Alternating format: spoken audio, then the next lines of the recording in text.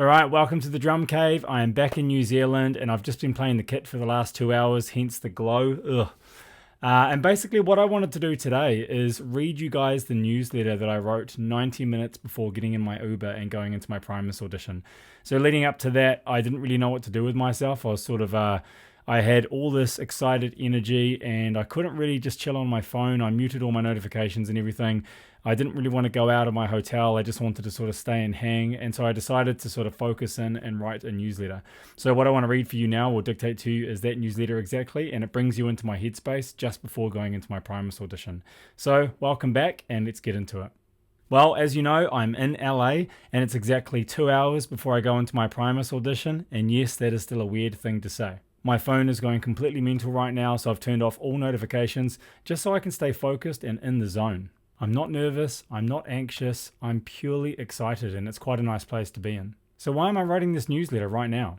Well, after all the prep, work, and effort to get here, this feels like the one thing that I can focus on before going to the audition. Writing has always been my go-to way of locking in. It's a stream of consciousness that I can tap into, focus on, and ride. And honestly, that's exactly what I need right now. I slept okay last night, but not great. And to be fair, I'm pretty much a 5 to 6 hours a night guy anyway. And it's been that way since I was about 19 years old, basically just before I became a dad. And let's be real, last night in terms of sleep wasn't really any different from when I'm at home anyway because of young Maximus. Maybe I had a fraction less sleep, but given that I have a 1-year-old still sleeping in our room, it's really not that different. And to be honest, being a little bit tired might actually work in my favor here. So back when I did Drumeo, I was a mess by all accounts. I was jet lagged, exhausted, mentally drained, the works. I'd pushed insanely hard leading up to this for 3 months straight. And at the time, it was by far the biggest thing that I'd ever had the pleasure of doing. It was intense. But that exhaustion actually ironically helped me relax. It kept me grounded and in the moment, and that's exactly what I needed at that time. And that's also what I'm aiming for today. Now, today does feel like Drumeo times 10, but I still feel calm. And that feeling, even though it's been the goal this whole time, is still actually quite surprising to even me, given the epicness of all of this. But, as I've said in previous videos, I know, A, I'm here for a reason. B, I do what I do well, and I believe that's what Primus needs. And C, I truly 100% believe that I'm going to get this gig. That belief is unshakable. Now, of course, there are many factors that come into whether this is going to be a yes or a no. For example, logistics alone could be an issue. Being a Kiwi from the bottom of the world might actually seem like a bit of a pain in the ass for them. And I get that. For me personally, it's not really a big deal. It's a 11-hour flight from Auckland to LA direct overnight, and that's actually quite easy by all accounts. In terms of time zone, it puts New Zealand 21 hours ahead, but if you're thinking about it in terms of the day and the time, New Zealand is 3 hours behind the LA time, which is pretty easy. Now, my wife and I have discussed all possibilities, all realities, and all challenges that this may bring, and we're up for it. But in terms of Primus, I do see how it could seem complicated from their end. C'est la vie. And speaking of my wife, she's absolutely amazing. She's my best friend, my biggest supporter, and honestly, nothing that I've done in the last 18 years would have been possible without her. Now, we're both big picture thinkers. It's a part of our common ground and attraction to each other. We're about experiencing life to its fullest, even if it means experiencing challenges. YOLO, right? And that's what brings me to the heart of today's video.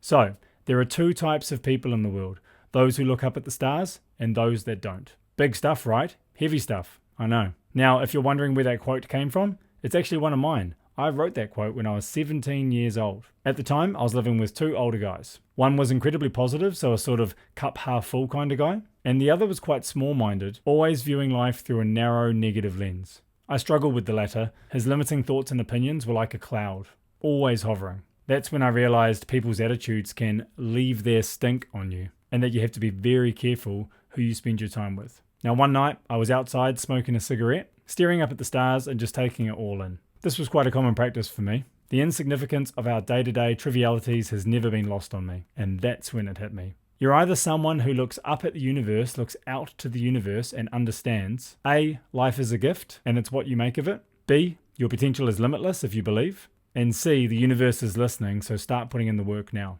Or you're someone who keeps their head down and you assume others are just lucky or special and stay trapped in the monotony of small-minded thinking. The people that I choose to surround myself with on a daily basis are stargazers. They think big, they dream big, and understand that their lives are a result of their actions, not mere accidents. They support those around them and they keep pushing forward.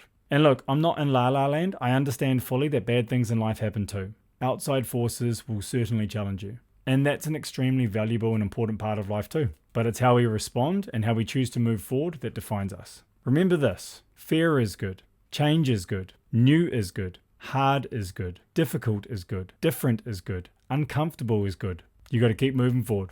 Every night, my wife and I take our son Maximus outside after his bath and we look for Mr. Moon. He's absolutely fascinated by the moon, and we've instilled that in him. We've already got him looking up in life. And in return, he gets that gift of bewilderment. And we also look for the first stars too. This isn't just a cute routine, it's totally intentional. I want to instill in him, as I have with all my kids, that there's a big, wide, weird, wacky universe out there. And it's far bigger and limitless than what's right in front of us now. At just 18 months old, I talk to Max about how far away the moon and the stars are. I tell him that one day, he'll be able to reach out and touch them. He just needs to keep trying. Because really, that's all we truly have control over. The effort that we put in on a daily basis, the work we put in, the trying. Life is a result, not an accident. So, start putting the work in, start logging those reps, and give the universe a reason to take notice. That's it for this week. So that was what was spinning around in my head 90 minutes before going into my Primus audition. If you dig these sort of things, you can sign up to my weekly newsletter over at masterminddrummer.com. These videos come out 5 or 6 days later and are an extension of that newsletter. But the difference is that if you subscribe to my mastermind newsletter, you get all the discounts to my mastermind courses too. All right, so head over to masterminddrummer.com, sign up, and I'll talk to you soon. Thanks.